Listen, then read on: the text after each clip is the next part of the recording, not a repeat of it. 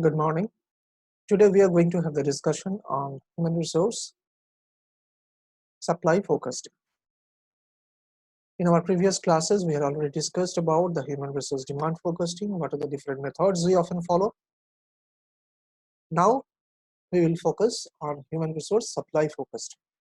Just like demand focusing, supply focusing is also a very, very crucial decision-making process for the management of an organization.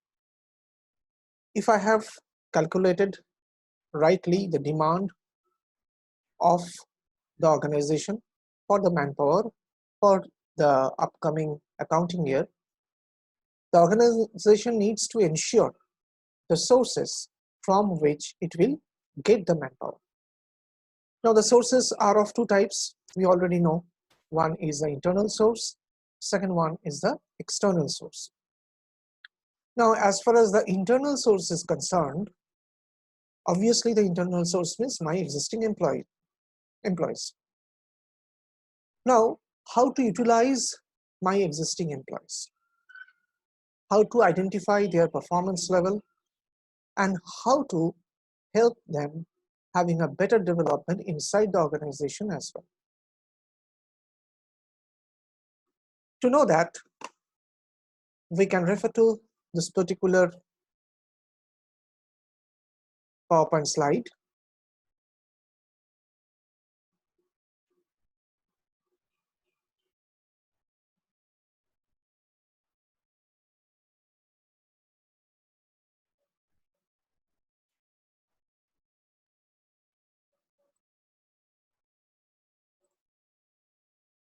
Okay, here we are.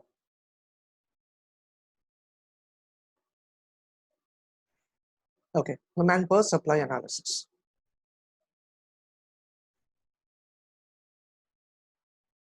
Now supply, as I was telling you, the supply can be from the internal resources and the external resources. External resources are the common resources that we often use for the recruitment process. Internal resources are basically my existing employees. Now skill inventories and the management inventories, the different sources. Skill inventories and management inventories, replacement charts and replacement summaries, succession plans, and Markov analysis. These four are the methods which are used for the internal manpower forecasting.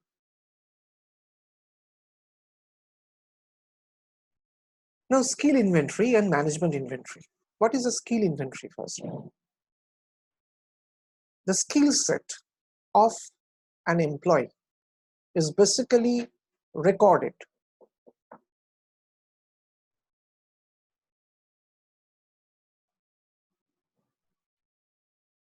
Okay.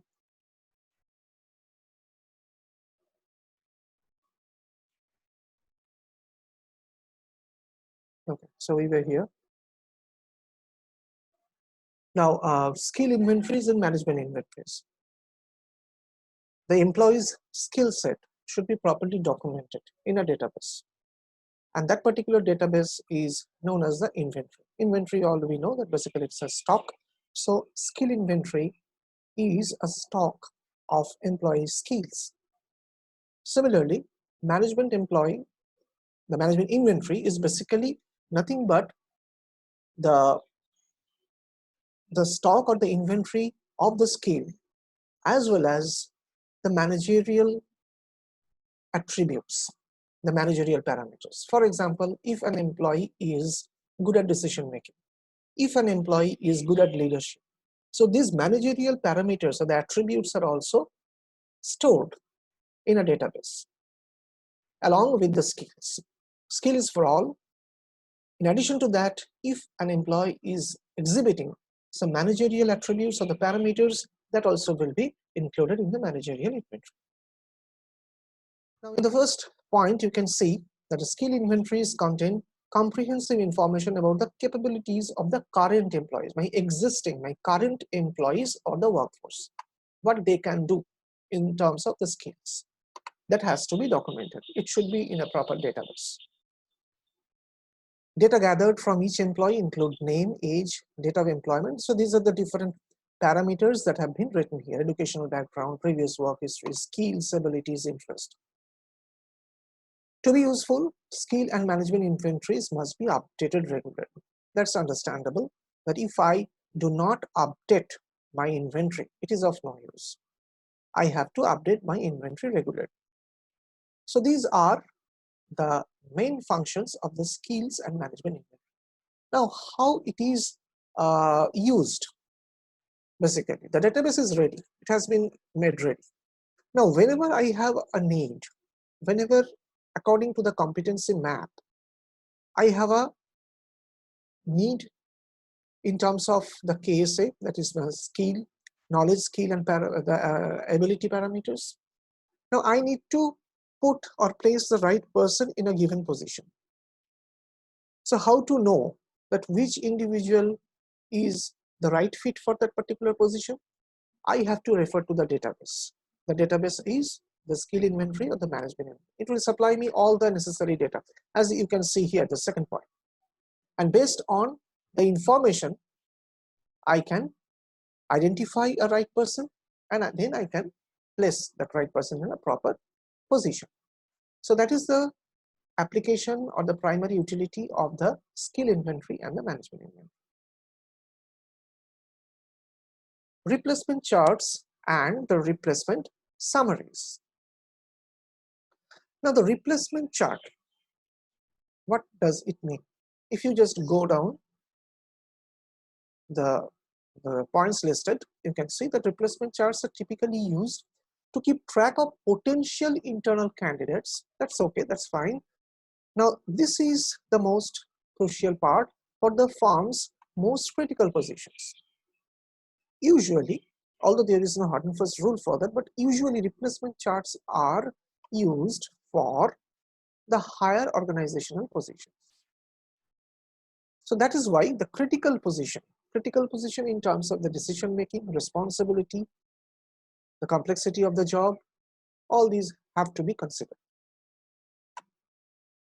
Such charts typically indicate the age of potential internal candidates. What are the parameters for the replacement charts?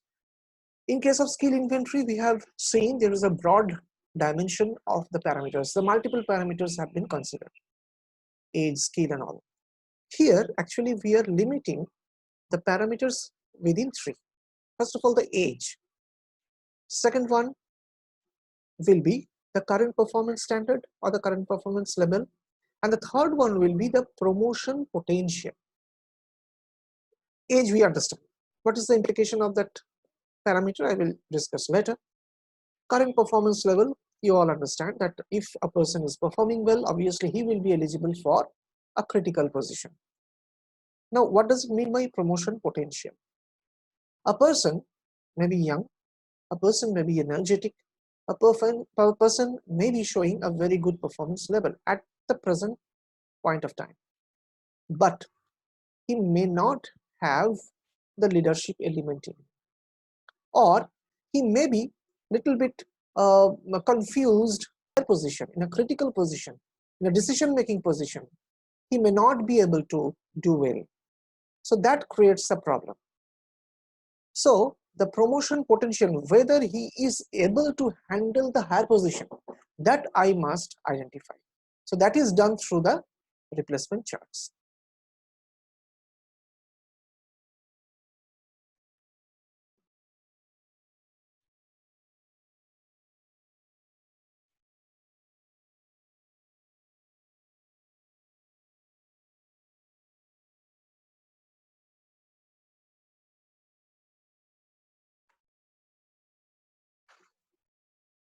Okay.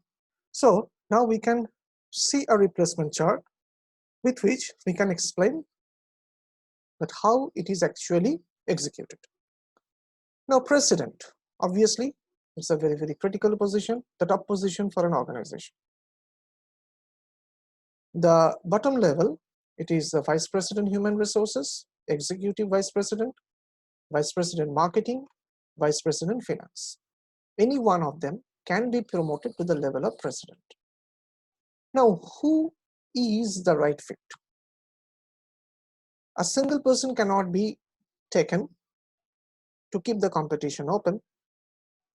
We can identify the multiple potential candidates for the position of the president. We can see here the VP HR K. Gonzalez. His age is 60. We have two more. They are younger to Mr. Gonzalez. Similarly, for executive vice presidents, H. Cham 63, D. Snow 55, E. Fairley 56. Vice President Marketing is Goldstein 59, M. Murray 47, and F. Goland 42. Vice President Finance G. Slate 60, C. Hood 46. Now, with the help of the aforementioned three parameters, that is the age, the current performance level, and the promotion potential, these three have been identified. Mr. Gonzalez, although having a bit advanced age, but still along with those parameters, he is a right fit, considered to be a right fit. D. Snow, younger than Mr. Gonzalez, and he has also been considered to be a right fit. S. Goldstein, with 59 years, he is considered to be one of the right fits. So together, we could get three potential candidates who can be the right person for the promotion. That is being indicated with the sky blue arrow, up arrow.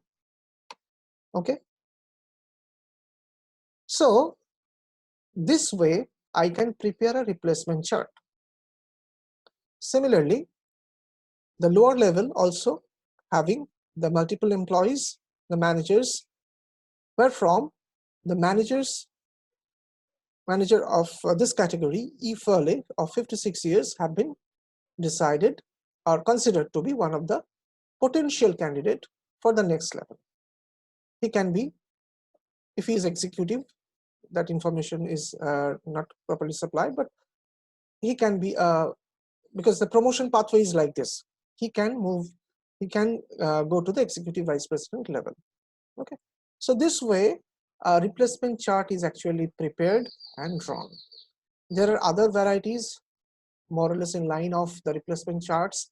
These are succession plans, and we have the Markov chain analysis as well. If we refer back to the varieties, skill inventories and replacement charts we have talked about, succession plans and Markov analysis we have to talk about.